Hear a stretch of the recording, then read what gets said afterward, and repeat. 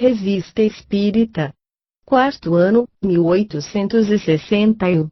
Jornal de Estudos Psicológicos. Publicada sob a direção de Allan Kardec. Junho de 1861. Conversas familiares de além-túmulo. É um erro crer que não há nada a ganhar nas conversas com os espíritos de homens vulgares, e que só de homens ilustres pode sair um ensinamento proveitoso. Entre eles os há, seguramente, muitos insignificantes, mas frequentemente também, daqueles sobre os quais menos se espera, algumas vezes, saem revelações de uma grande importância para o observador sério. Aliás, há um ponto que nos interessa em grau supremo, porque nos toca mais de perto, é o da passagem, da transição da vida atual à vida futura, passagem tanto temida, que só o Espiritismo pode nos fazer encarar sem medo, e que não podemos conhecer senão estudando-a sobre as atualidades, quer dizer, sobre aqueles que acabam de transpô-la, sejam ilustres ou não. Conversas familiares de além-túmulo. Sr. Marquês de Saint Paul. Morto em 1860, evocado a pedido de sua irmã, membro da sociedade, em 16 de maio de 1861. 1. Evocação. Resposta: eis-me. 2. A senhora vossa irmã pediu-me para vos evocar, embora ela seja médium, mas não está ainda bastante formada para estar bem segura de si mesma. Resposta: tratarei de responder o melhor possível. 3. Ela deseja primeiro saber se sois felizes. Resposta: estou errante, e esse estado transitório não nunca traz nem a felicidade, nem o castigo absolutos. 4. Demorastes muito tempo para vos reconhecer? Resposta: permaneci muito tempo na perturbação, e dela não saí senão para bendizer a piedade daqueles que não me esqueceram e oraram por mim. 5. Podeis apreciar a duração dessa perturbação? Resposta: não. 6. Quais foram aqueles de vossos parentes que reconhecestes primeiramente? Resposta: reconheci minha mãe e meu pai, que ambos me receberam ao despertar, iniciaram-me na vida nova. 7. De onde vem que, no fim de vossa doença, parecieis conversar com aqueles que havíeis amado sobre a terra? Resposta: porque tive, antes de morrer, a revelação do mundo que iria habitar. Fui vidente antes de morrer, e meus olhos foram velados na passagem da separação definitiva do corpo, porque os laços carnais estavam ainda muito vigorosos. Nota: esse fenômeno do desligamento antecipado da alma é muito frequente. Antes de morrer, muitas pessoas entreveem o mundo dos espíritos. Sem dúvida, é para abrandar, pela esperança, os pesares por deixar a vida. Mas o espírito acrescenta que seus olhos foram velados durante a separação. Com efeito, é o que sempre ocorre. Nesse momento, o espírito, perdendo a consciência de si mesmo, jamais é testemunha do último suspiro de seu corpo, e a separação se opera sem que ele disso desconfie. As próprias convulsões da agonia são um efeito puramente físico, do qual o espírito não sente quase nunca a sensação. Dizemos quase, porque pode ocorrer que essas últimas dores lhe sejam infligidas como castigo. 8. Como ocorre que as vossas lembranças de infância parecem vos retornar de preferência? Resposta: porque o começo está mais próximo do fim do que não é do meio da vida. 9. Como entendeis? Resposta: quer dizer que os agonizantes se lembram e veem, como numa miragem de consolação, os jovens e puros anos. Nota: provavelmente, é por um motivo providencial semelhante que os velhos, à medida que se aproximam do termo da vida, algumas vezes, têm uma lembrança tão precisa dos menores detalhes de seus primeiros anos. 10. Porque, falando de vosso corpo, faláveis sempre na terceira pessoa? Resposta: Porque eu era vidente, eu vos disse, e sentia nitidamente as diferenças que existem entre o físico e o moral. Essas diferenças, ligadas entre si pelo fluido da vida, se tornam muito marcantes aos olhos dos agonizantes clarividentes. Nota: está aí uma particularidade que a morte desse senhor apresentou. Nos últimos momentos, ele dizia sempre: ele tem sede, é necessário dar-lhe de beber; ele tem frio, é necessário aquecê-lo; ele sofre em tal lugar, etc. E quando se lhe dizia: mas sois vós que tendes sede, ele respondia: não, é ele. Aqui se desenham perfeitamente as duas existências. O eu pensante está no espírito e não no corpo. O espírito, já em parte desligado, considera o seu corpo como uma individualidade que não era ele, propriamente falando; era, pois, ao seu corpo que era necessário dar de beber, e não a ele espírito. 11. O que dissestes de vosso estado errante, e a duração de vossa perturbação, levariam a crer que não sois muito feliz, e, entretanto, as vossas qualidades deveriam fazer supor o contrário. Há, aliás, espíritos errantes que são muito felizes, como os há muito infelizes. Resposta: estou num estado transitório, as virtudes humanas adquirem aqui o seu verdadeiro valor. Sem dúvida, meu estado é 1000 vezes preferível ao da encarnação terrestre, mas sempre levei em mim as aspirações do verdadeiro bem e do verdadeiro belo, e minha alma não estará satisfeita senão quando voar aos pés de seu Criador. Conversas familiares de além-túmulo. Em Rimondeux. Sociedade Espírita Parisiense. 26 de abril de 1661. Os jornais anunciaram, em fevereiro último, a morte súbita do pastor Henri Mondeux, o célebre calculador, que sucumbiu, nos primeiros dias de fevereiro de 1861, num ataque de apoplexia na diligência de Condom, Gers, com idade em torno de 34 anos.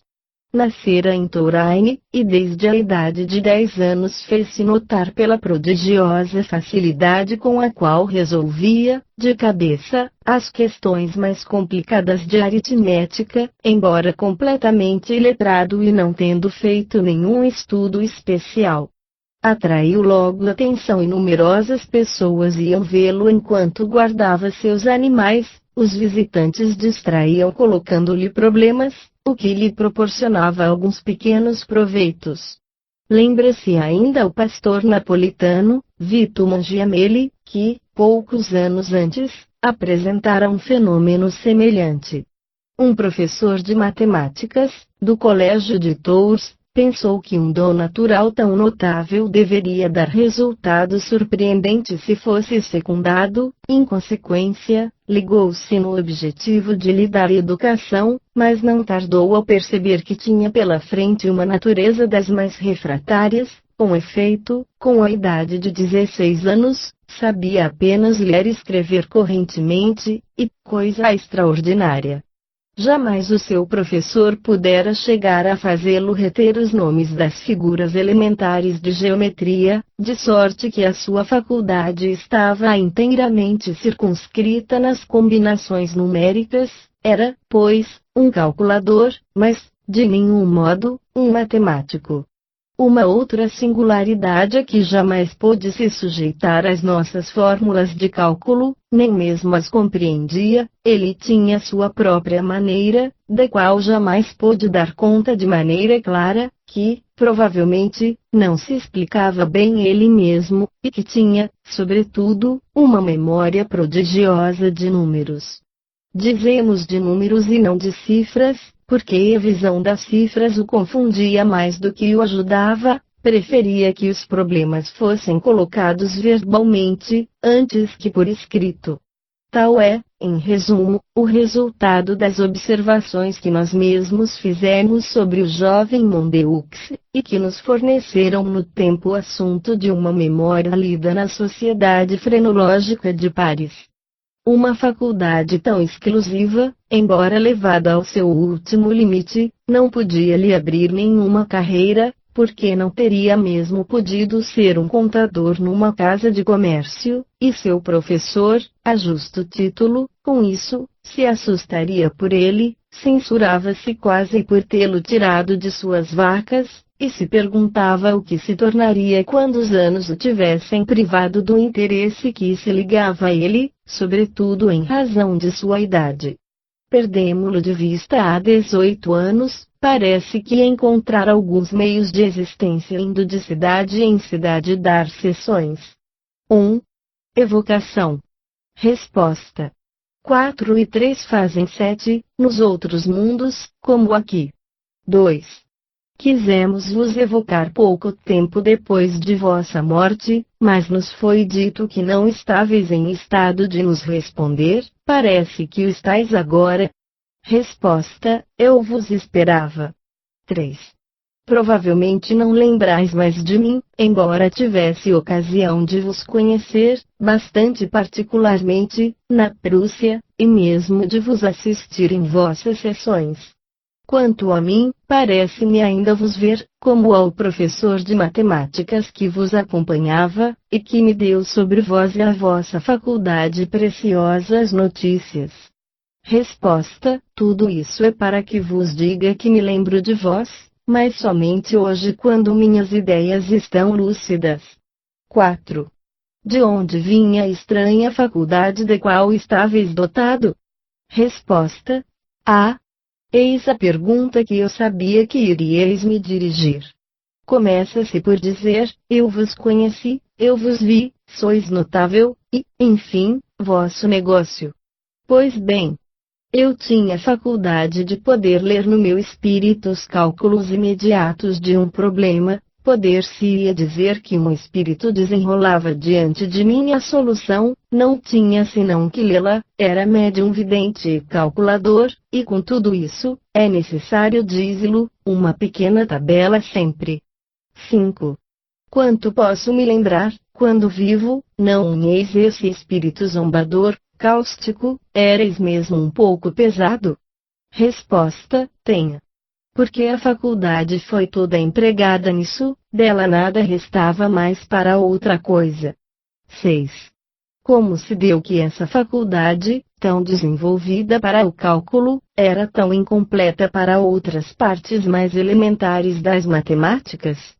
Resposta: enfim, fui estúpido, não é? Dizei a palavra, eu o compreendo, mas não tenho mais a desenvolver a minha faculdade para cifras, e ela se desenvolve depressa para outra coisa. 7. Não tende mais que desenvolvê-la para as cifras, o espírito escreveu sem esperar o fim da pergunta. Resposta: quer dizer, Deus nos deu a todos uma missão, tu, disse-me ele, vais espantar os sábios matemáticos, eu te farei parecer ininteligente para que eles sejam mais penhorados, desenvolve todos os cálculos, faze que eles se digam, mas o que há em ti acima de nós? O que há mais forte que o estudo?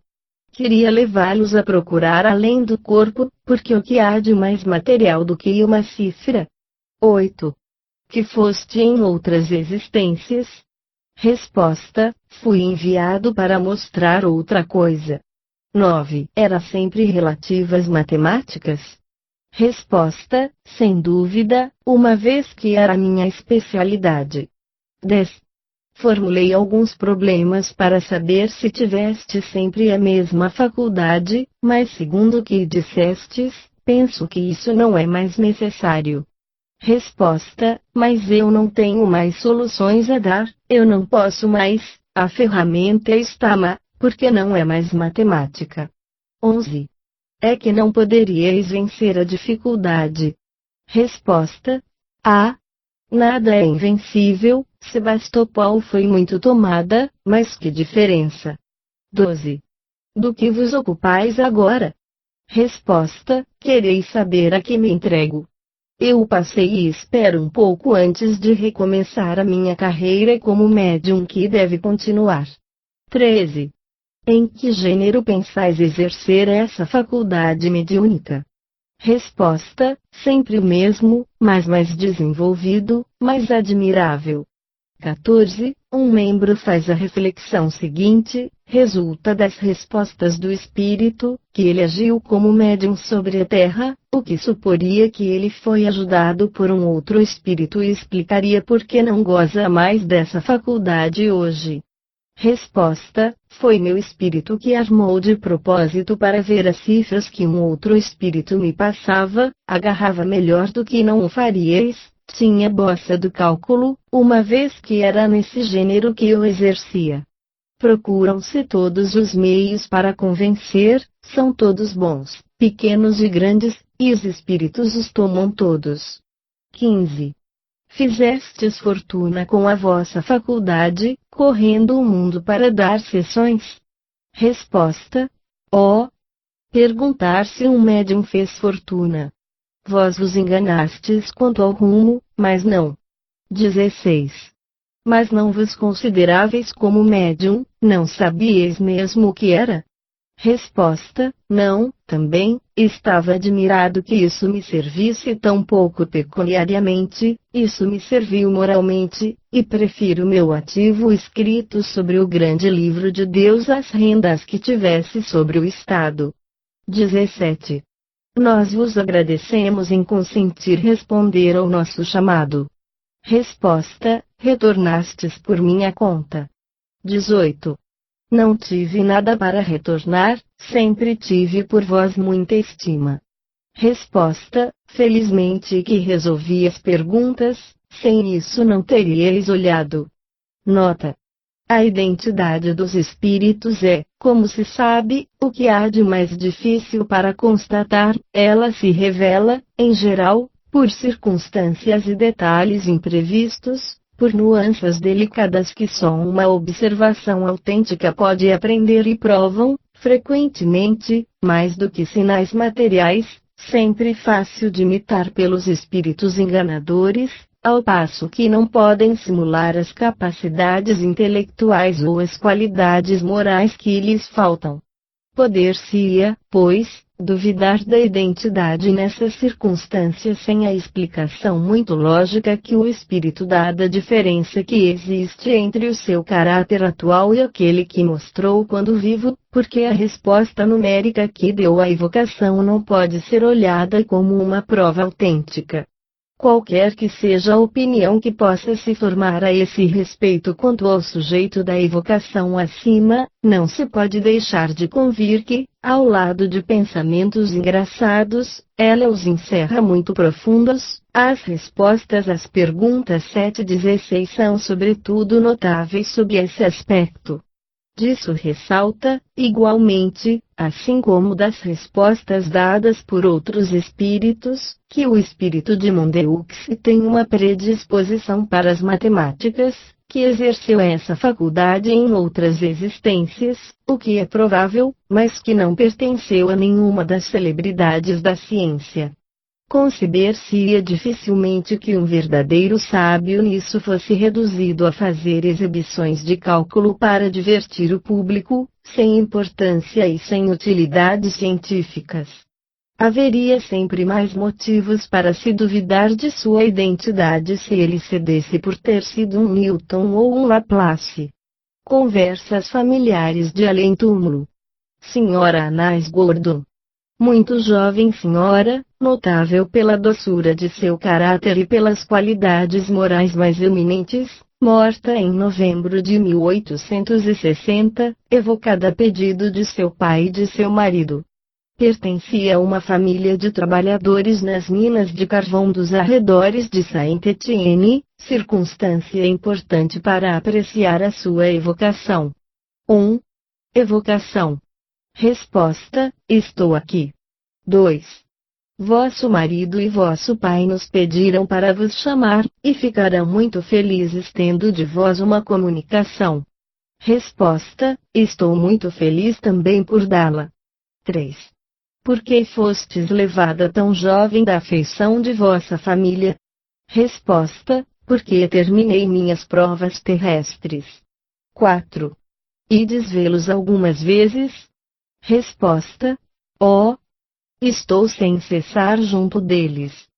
5. Sois feliz como espírito? Resposta: sou feliz. Eu espero, eu amo, os céus nada têm de terror para mim, e espero com confiança e amor que as asas brancas me empurrem. 6. Que entendeis por essas asas?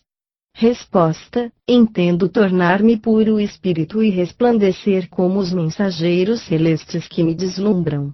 Nota: as asas dos anjos, arcanjos, serafins, que são puros espíritos, evidentemente, não são senão um atributo imaginado pelos homens para pintar a rapidez com a qual se transportam, como sua natureza etérea dispensa-os de qualquer sustentáculo para percorrer os espaços. Podem, entretanto, aparecer aos homens com esse acessório para responder ao seu pensamento, como outros espíritos tomam a aparência que tinham sobre a terra para se fazerem reconhecer. 7. Vedes vosso cunhado, morto há algum tempo, e que evocamos no ano passado? Resposta: eu o vi quando cheguei entre os espíritos, não o vejo mais agora. 8. Por que não o vedes mais? Resposta: disso não sei nada. 9. Vossos parentes podem fazer alguma coisa que vos seja agradável? Resposta: eles podem, esses seres queridos, não mais me entristecer pela visão de seus pesares, uma vez que sabem que não estou perdida para eles, que meu pensamento lhes seja doce, leve e perfumado com a sua lembrança. Passei como uma flor, e nada de triste deve subsistir de minha rápida passagem. 10.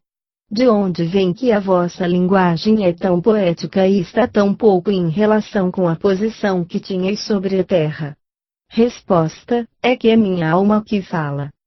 Sim, eu tinha conhecimentos adquiridos, e frequentemente Deus permite que espíritos delicados se encarnem entre os homens mais rudes para fazê-los pressentir as delicadezas que alcançarão e compreenderão mais tarde. Nota: sem essa explicação tão lógica, e tão conforme com a solicitude de Deus pelas suas criaturas, ter-se-ia dificilmente dado conta do que, à primeira vista, poderia parecer uma anomalia. Com efeito, que de mais gracioso e de mais poético do que a linguagem do espírito dessa jovem mulher levada ao meio dos mais rudes trabalhos. A contrapartida se vê frequentemente, são espíritos inferiores encarnados entre os homens mais avançados, mas com um objetivo oposto, tendo em vista o seu próprio adiantamento que Deus os coloca em contato com um mundo esclarecido, e, algumas vezes também, para servir de prova a esse mesmo mundo. Que outra filosofia pode resolver tais problemas? 11. Evocação do Sr. Gordo, filho mais velho, já evocado em 1860. Resposta: estou aqui. 12. Lembrai-vos de ter sido já chamado por mim. Resposta: sim, perfeitamente. 13. Como ocorre que vossa cunhada não vos veja mais? Resposta: ela se elevou. Nota: a essa pergunta ela respondera: disso não sei nada, sem dúvida por modéstia. Agora isso se explica, de uma natureza superior, ela pertencia a uma ordem mais avançada, ao passo que ele está ainda retido sobre a terra. Seguem caminhos diferentes. 14. Quais foram as vossas ocupações desde essa época? Resposta: avancei no caminho dos conhecimentos, escutando as instruções de nossos guias. 15. Quereis, eu vos peço, me dar uma comunicação para vosso pai que, com isso, estará muito feliz. Resposta: caro pai, não creias teus filhos perdidos, e não sofras olhando nossos lugares vazios. Eu também espero, e não tenho nenhuma impaciência, uma vez que sei que os dias que se escoam são tantos degraus vencidos que nos aproximam um do outro. Se é grave e recolhido, mas não sejas triste, porque a tristeza é uma censura muda dirigida a Deus, que quer ser louvado em suas obras. Aliás, por que sofrer nessa triste vida, onde tudo se apaga, salvo o bem ou o mal que cumprimos? Caro pai, coragem e confiança. Nota: a primeira evocação desse jovem estava marcada pelos mesmos sentimentos de piedade filial e de elevação. Foi uma imensa consolação para os seus parentes, que não podiam suportar a sua perda. Compreende-se que deve ter ocorrido mesmo com a jovem mulher.